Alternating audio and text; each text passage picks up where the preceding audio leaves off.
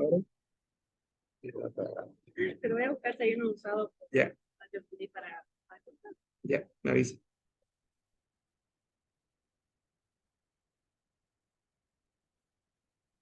Fue el día, ¿no? Hoy fue otro día.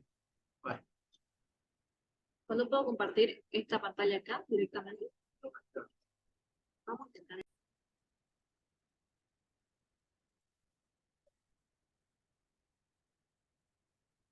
Ya. Bien, está bien. Ya está.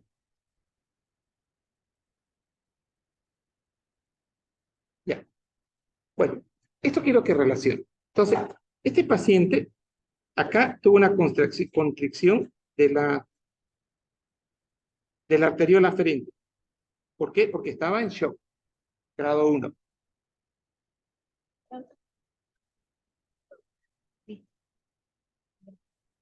Ya, entonces, aquí hay una vasoconstricción. ¿Estamos? Esta vasoconstricción va a causar isquemia, va a causar disminución del descenso de la filtración glomerular y, consecuentemente, oliguria y, si es grave, anuria. Si estoy con un shock hipovolémico severo o intrarrenal severo, vamos a tener acá,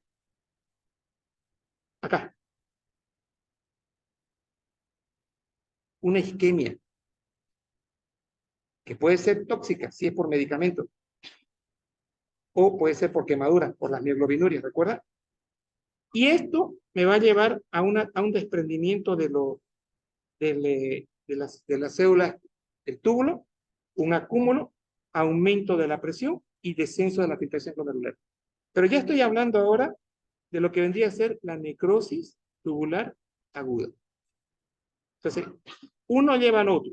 O sea, una insuficiencia renal aguda no compensada con mucha vasoconstricción a este nivel va a generar isquemia, o si la patología de base es por toxinas, vamos a tener una necrosis tubular aguda. Ejemplo, toxinas. El que más se ve, mordedura de serpiente. Señores, el mordido por serpiente por yope o cascabel, a las 2 horas ya está con la mioglobinuria. O sea, el músculo está liberando hemoglobina, eso está pasando, está causando taponamiento y necrosis tubular, la sustancia tóxica. Bien, entonces, aquí habíamos quedado en lo que era la necrosis tubular aguda. La evolución clínica de la necrosis tubular aguda puede dividirse en 3 fases. Fase de mantenimiento y la fase de recuperación o de reparación. Sí, eso es verdad. O sea, cuando hablamos de necrosis tubular aguda, no estoy hablando que está todo grave.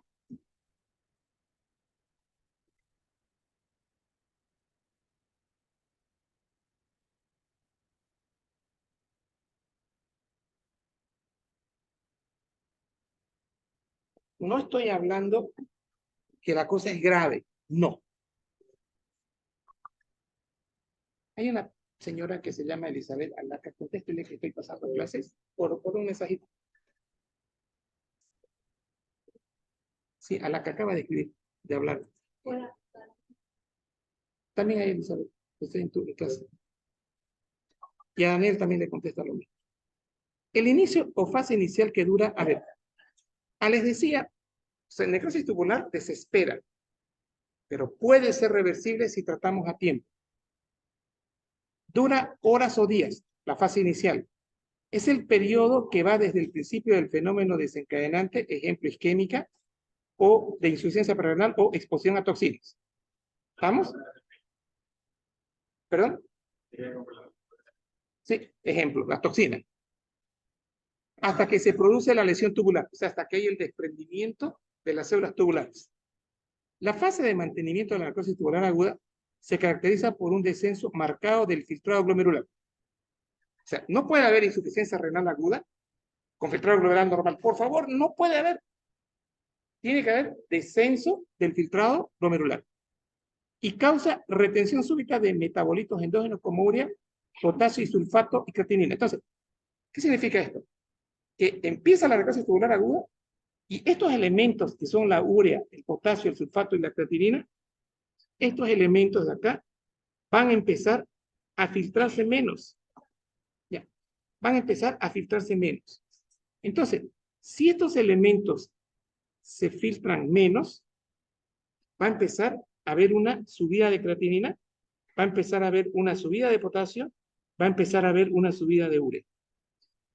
Un detalle, normalmente la urea es 20 miligramos, normal. La creatinina es 1, normal. ¿Cuánto es la relación urea-creatinina? 20:1, correcto. 20 de urea y 1 de creatinina. Ya, mantengan ese dato. Potasio normal, ¿cuánto es? 3,5 a 5,5. 3,5 a 5,5, potasio normal. Potasio normal. Urea, de 20 a 30 miligramos. Sí, correcto, hasta 40. Entonces, estos parámetros, por favor, les pido que a partir de ahora los aprendan, como un número telefónico.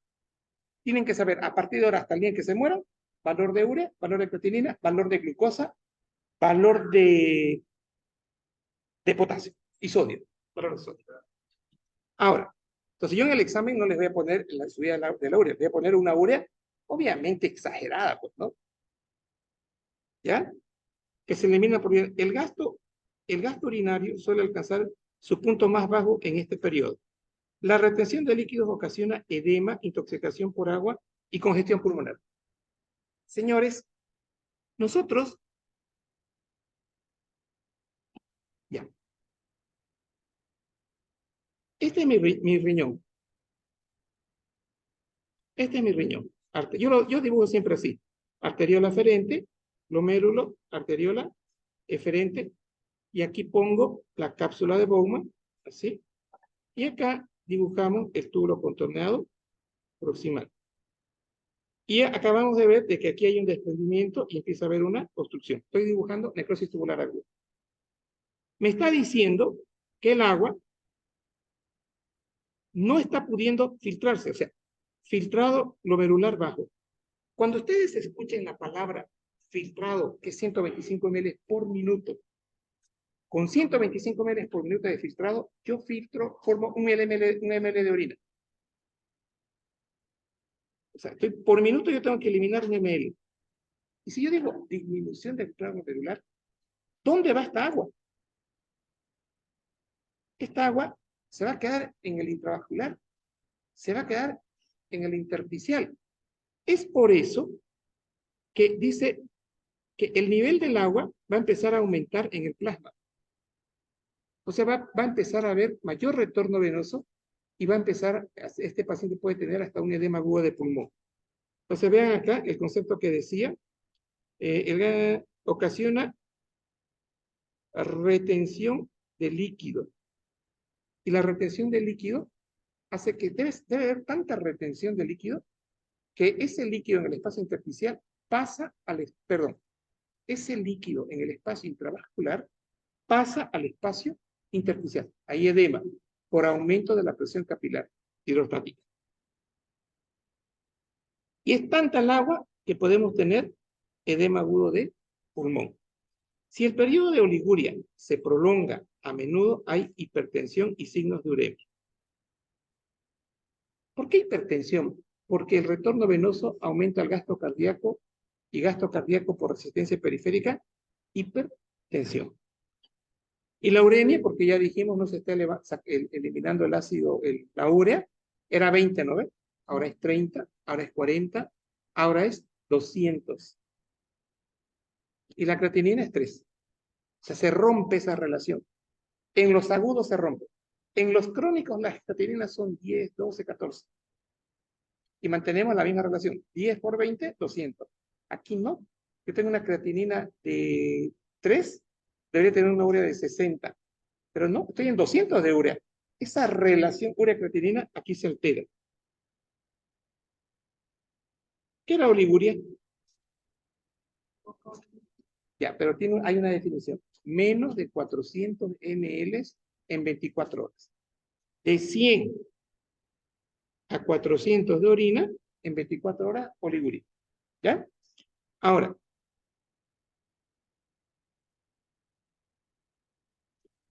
el paciente está urémico y va a estar irritable, con un problema neuromuscular, puede convulsionar y un estado de somnolencia y luego la muerte. La hipercalemia casi siempre es asintomática hasta que las concentraciones de potasio llegan a 6, 6,5, 9, momento en el cual aparecen signos electrocardiográficos característicos. Ante la mayoría de los pacientes, la necrosis tubular aguda tenía oliguria.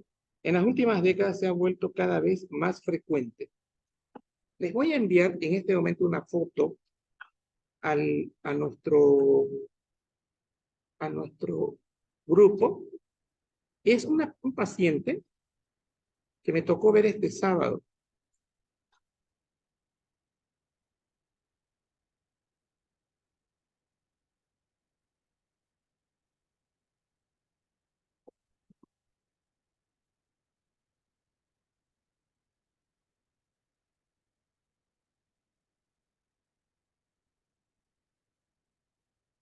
¿Sábado qué fecha fue?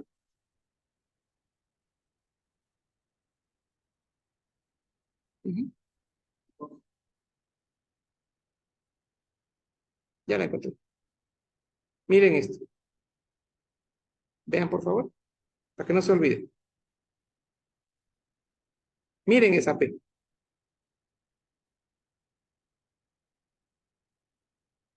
¿Qué dice ahí? Potasio 9,5. ¿Qué? No, no, no. Acabo de enviarles una foto. No, Telegram. Yo manejo para ustedes Telegram. ¿La ven la T? Ahora, ¿puedo entrar a Telegram ahorita? Ya. Entonces,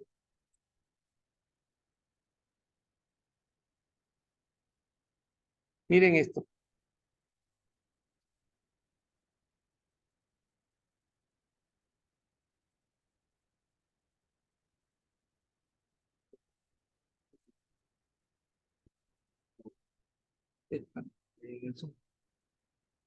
No, no, solo con uno le mandaron.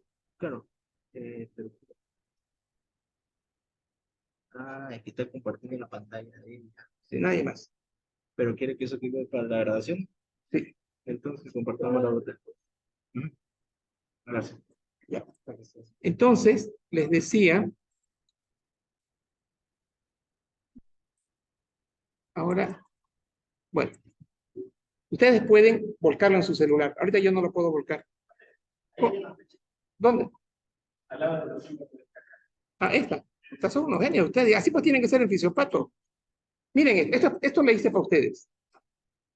¿Me la creen o no me la creen? A ver, ¿por qué me creen? ¿Por qué no es una mentira? Porque está ahí la foto. Porque aquí dice 13 de octubre. Porque les hice para ustedes, pues. Aquí usé mi super macro. No, no. Esto quiero que solamente quiero que se centren en esto. Onda T picuda. Grande. Miren el potasio, 9,5 milimoles. Vamos a sacar ahora frecuencia cardíaca. Si este QRS estuviera acá, sería 300. Si este QRS estuviera acá, sería 150. Repito, 300, 150, 100, 75, 60, 50, 40, 38. Señores, este paciente vino por bradicardia. Entonces, y sabíamos que tenía una base de C renal. Y aquí miren, el sodio 133, porque esto es crónico, ¿sí no? Pero igual, hay retención. No dijimos ahorita que había retención de agua. Y no dijimos en el capítulo de hiponatremia que el exceso de agua diluye el sodio. Aquí está, hiponatremia, hipercalemia, onda T picuda. Ahora, les voy a mostrar qué pasó con el fenómeno que se llama diálisis.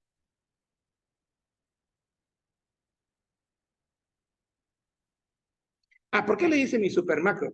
Porque gracias a la pérdida del celular, este tiene una función a 4 centímetros de foto. O sea, esa foto es por eso.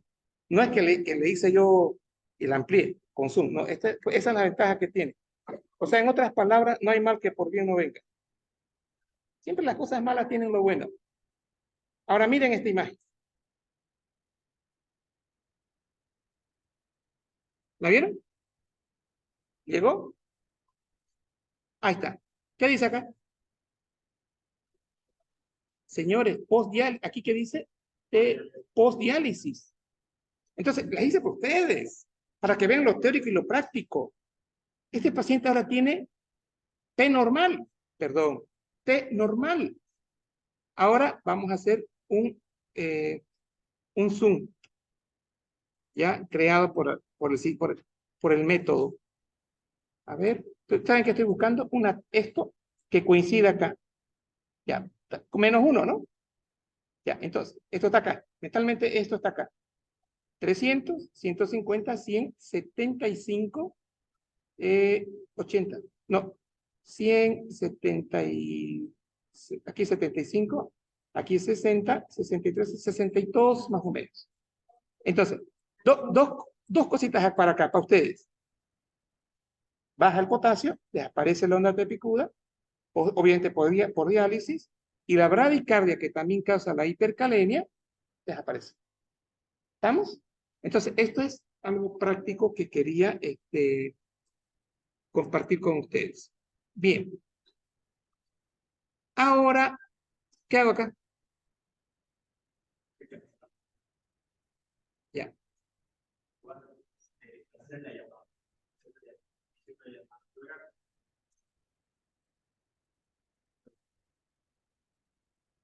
Ya.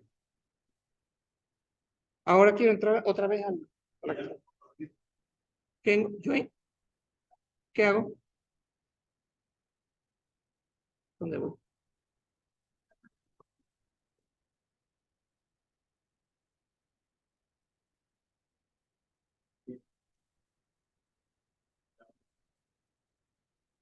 Hemos hablado de la T. No es la P, es la T. ¿Ya?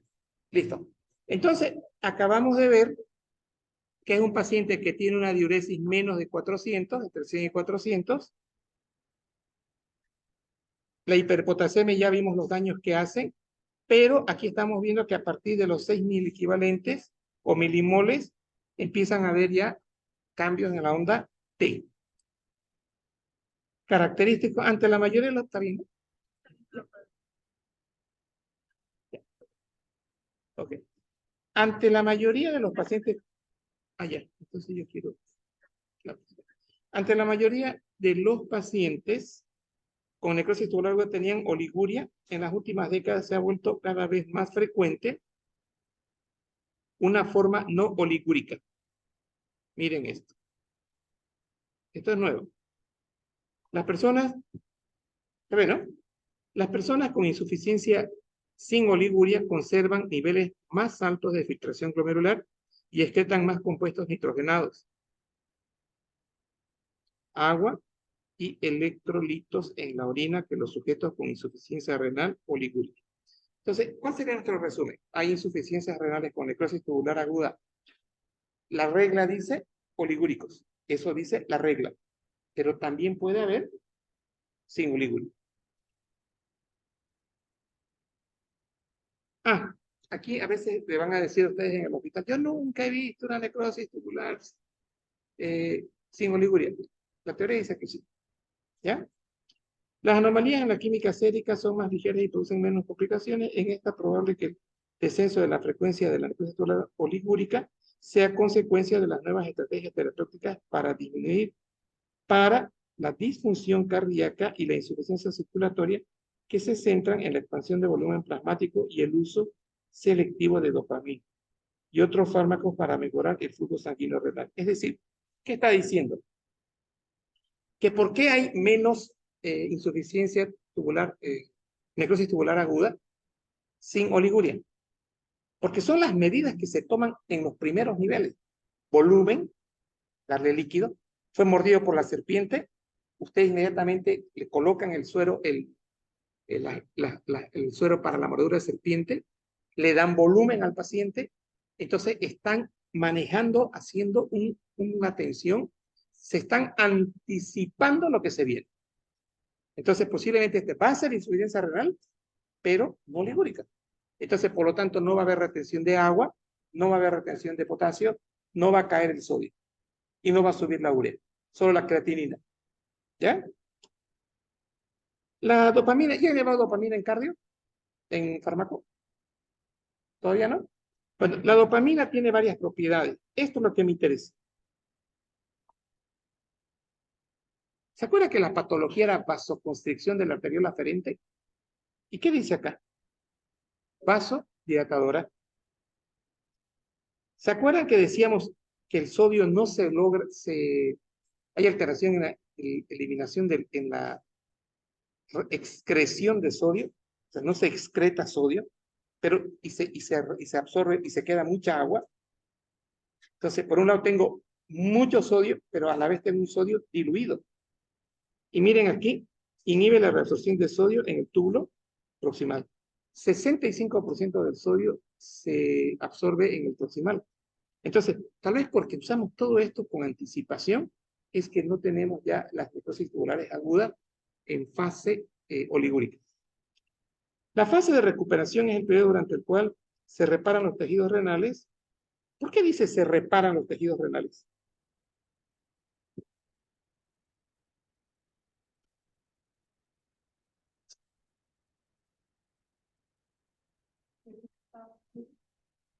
¿Qué es esto? Es necrosis tubular. ¿Pero qué está pasando acá? Desprendiendo. Hay isquemia. Entonces, ¿no? Por lógica, en la fase ya de mejoría, el término que está empleando aquí el autor es, cuando hay mejoría, ¿qué va a haber?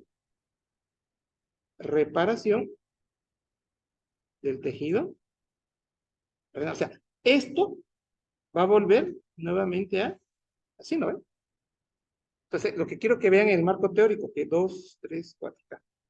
Entonces, hay una reparación de los tejidos renales en la fase de recuperación. Su inicio casi siempre va precedido del aumento gradual del gasto urinario y el descenso de la creatinina sérica, lo que indica que las nefronas se recuperan a la medida que la excreción urinaria es posible. Cuando un estudiante lee eso, no le da importancia. ¿Saben qué sucede en la fase de reparación? Viene poliuria. Es decir, el paciente empieza a orinar. ¿Han visto orinar un caballo? ¿Caballo han visto orinar? Si no han visto orinar un caballo, tienen que ir al zoológico a ver cómo orina un caballo. Que tiene un chorro. Así orina el paciente. Fase poliúrica. Entonces, ¿cómo yo sé que mi paciente está yendo bien? Porque tengo acá, dice, mire esta palabra que emplea el autor, precedido del aumento gradual del gasto urinario. O sea, ¿cómo sabemos que ya está empezando a haber reparación? El paciente empieza en fase poliúrica. Listo. Orina. Normalmente orina. ¿Cuánto es un ml por 60? 60. Exacto, 60. ¿Y 60 por 24 horas? 1500 casi.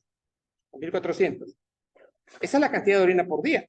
Y este paciente tiene 3 litros. Fase poliúrica.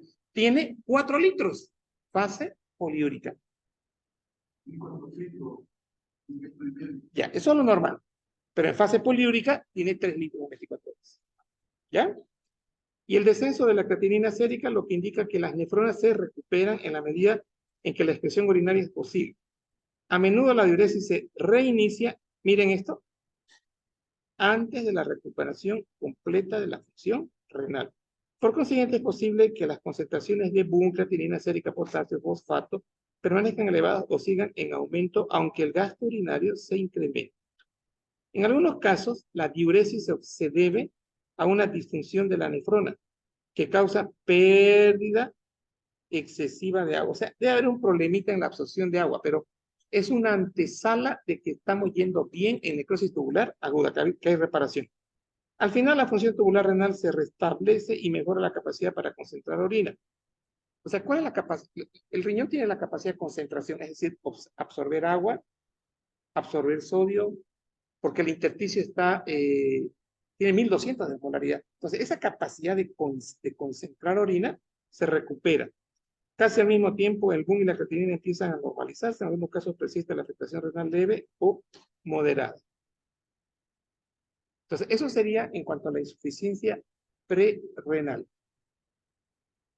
En cuanto a la insuficiencia postrenal, acá vale la pena, a ver, acá. En la postrenal, vale la pena hacer esto. Esta es la vejiga. Esto. ¿Qué pasó? No, está, mire. Está. Hay dibujo, ¿no? Ya. Esto que voy a dibujar es la vejiga, así. Esto que voy a dibujar es la uretra. Y acá nosotros tenemos una glándula que se llama próstata. Entonces, esta próstata comprime, ¿no? Comprime, comprime. Entonces, el flujo urinario no sale. Entonces, ¿qué va a pasar con mis ureteres? La sangre va a empezar a ir arriba. Y ahora, visto de arriba, mis riñones,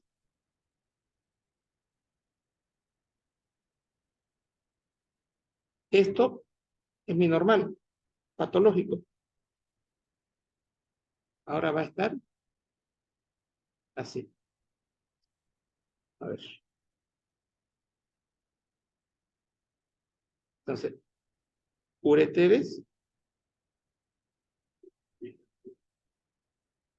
esto es normal, ¿sí? La pelvis renal, y así, ¿no? Patológico.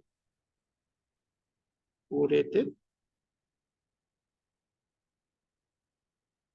ureter, ureter, lo voy a exagerar. Dilatado, ¿por qué? Porque la orina va así, dilata la pelvis renal y tengo un riñón dilatado. Entonces, no, y eso va a influir sobre la cápsula de Bowman en la filtración. Consecuentemente, vamos a retener creatinina, urea. Esto es una posrenal, ¿por qué? Porque está después del riñón, acá abajo, ¿no ven? Es una posrenal. Entonces, este es el adenoma de próstata, causa una insuficiencia renal aguda, pero postrenal. Otra patología que se ve con frecuencia es la presencia acá, exacto, cálculos renales o tumores, pero más cálculos. Entonces, cálculos renales, adenoma de próstata, pueden causar insuficiencia renal aguda postrenal. El otro día le pedí a un paciente su volumen urinario después de orinar. 220. ¿Cuánto es lo normal después de orinar? ¿Cuánto queda en la vejiga después de orinar?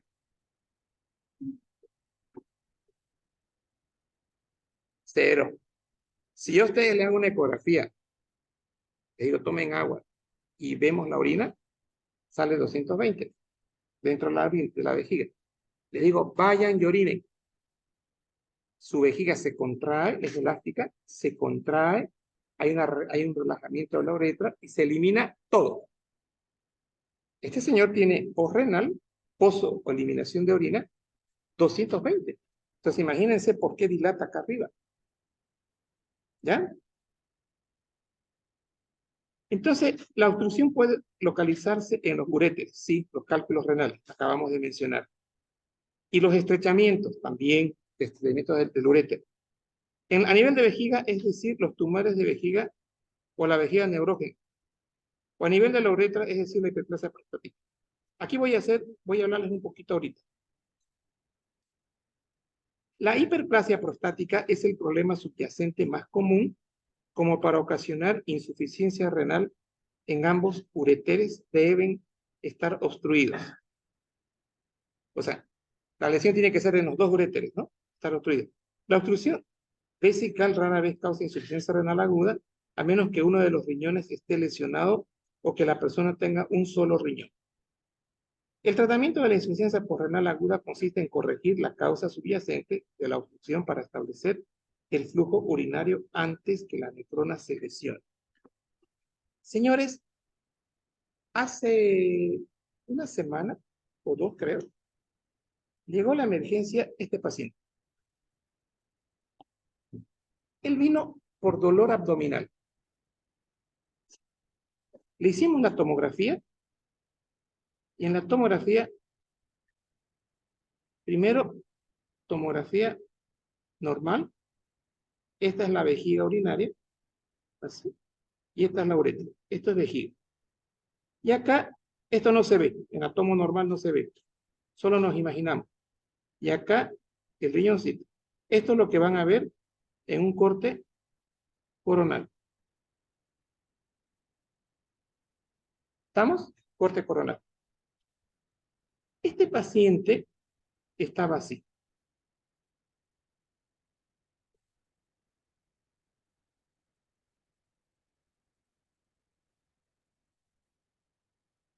Para que mantengamos las distancias. Miren la vejiga.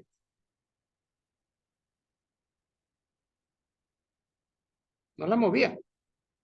Y acá arriba se veían los riñones con una gran dilatación. Acá. O sea, hacían fuerza para sacar orina, no podían, entonces el riñón fue dilatándose. La pelvis renal se dilató. Bueno, él vino por dolor abdominal y contó una historia que no tiene nada que ver con lo que él tenía. Resulta que este señor, él tenía unos 28 años, cuando lo vimos, cuando hizo su servicio militar, saltó del camión de los Caimanes. Cayó sentado y para rematar, el amigo chistosito, esos que ven estos gaitos de TikTok, cayó encima acá y le fracturó la columna. Le fractura la columna y el paciente no puede andar, queda parapléjico. Señores, hubo una lesión de columna, de lesión medular. Esto causa vejiga neurogénica. Entonces, y eso menciona el texto ahorita, las vejigas neurogénicas. Señores, y sí, eso nomás tengo. Llegó la esposa y nos contó todo esto que les estoy diciendo, que el hombre no contó. Y ¿sabe qué, doctor? Me dijo, mi esposo hace un año para con infecciones urinarias. ¿Por qué? ¿Por qué hacía infecciones urinarias? Porque había retención urinaria, caldo de cultivo. Entonces, le hicimos una nueva tomografía y había lesión, se había movido, todos los pernos que le pusieron se movieron y la médula estaba otra vez pellizcada. Entonces, el paciente estaba con una vejiga neurogénica, no sentía las piernas, pero sí caminaba. No tenía paraparesia, no paraplegia. Caminaba el paciente, medio cojo, pero caminaba. Tenía paraparesia, o sea, daño de la raíz sensitiva. Eso es dorsal, ¿no ven? Sensitivo. Entonces, vejigas neurogénicas no se olviden. ¿Qué hicimos con el paciente? La teoría dice que hay que producir una sonda Foley. Hicimos orinar, hicimos otra consulta con neurocirugía y iban a hacer resonancia y el paciente iba a ser reoperado nuevamente. Porque si no, no va a mejorar lo de la retención urinaria por disminución del impulso normal, ¿no? Del parasimpático. Entonces, esto me puede causar, este paciente estaba bien todavía, me puede causar insuficiencia renal aguda. Pero ya la teoría dice, en el texto que leímos, que esto no es frecuente. Felizmente no es frecuente. Entonces, eso sería, aquí tenemos insuficiencia de ambos ureteres deben estar obstruidos, cuando son por cálculos, ¿no? La obstrucción de la vesical rara vez causa insuficiencia renal aguda. a menos que uno de los riñones esté lesionado o que la persona tenga un solo riñón. Entonces, eso sería. El tratamiento en renal aguda consiste en corregir la causa subyacente de la obstrucción para restablecer el flujo urinario antes que las nefronas se lesionen de manera permanente. Cuando yo les dije que ya había dilatación del cáliz renal, de la pelvis renal, perdón, ya estaba habiendo lesión renal. Bien.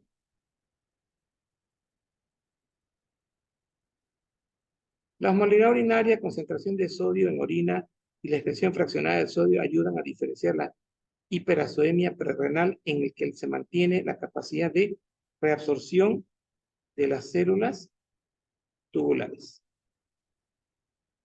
La necrosis tubular, en la que esta función se pierde. Bien. Una de las manifestaciones más tempranas de la lesión tubular es la incapacidad para concentrar orina. La información diagnóstica adicional que puede obtenerse del análisis de orina incluye evidencias de proteinuria, hemoglobinuria, mioglobinuria y la presencia de cilindros o cristales en la orina. Las pruebas sanguíneas para BUN y creatinina aportan información sobre la capacidad para eliminar residuos nitrogenados de la sangre. También es importante descartar obstrucción urinaria, o sea, hacer una eco, ¿no? Para ver si no hay una hiperplasia prostática, cálculos de la uretra, para ver si no hay una vejiga neurogénica, o sea, para ver todo eso. El elemento crucial de del tratamiento de la ira es la identificación y corrección de la causa. Ejemplo, mejoría de la perfusión renal, supresión de fármacos nefrotóxicos. Es decir, el paciente de ayer, que estaba con 1,6 de creatinina, dale un poquito más de volumen. Ya, vamos a corregir con eso. El paciente que es mordido por una serpiente, no puedo hacer nada contra el tóxico, pero sí puedo darle manitol, hidratarlo para que haya una excreción y darle el antisuero. Los líquidos se regulan con atención de un esfuerzo para mantener el volumen de líquido y las concentraciones normales de proteínas. Es necesario que el consumo calórico sea el adecuado para la prevención y degradación de proteínas corporales que aumentarían los residuos nitrogenados. ¿Esto qué significa? Estos pacientes que están en insuficiencia renal ya cuando están establecidas no comen. Entonces, ¿de dónde aparecen sus proteínas? El músculo empieza a ver catabolismo.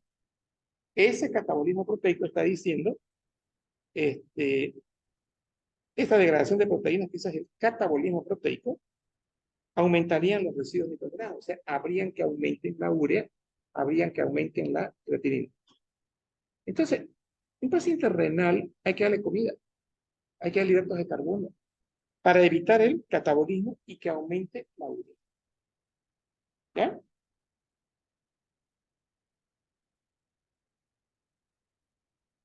Como las infecciones secundarias son una causa frecuente de la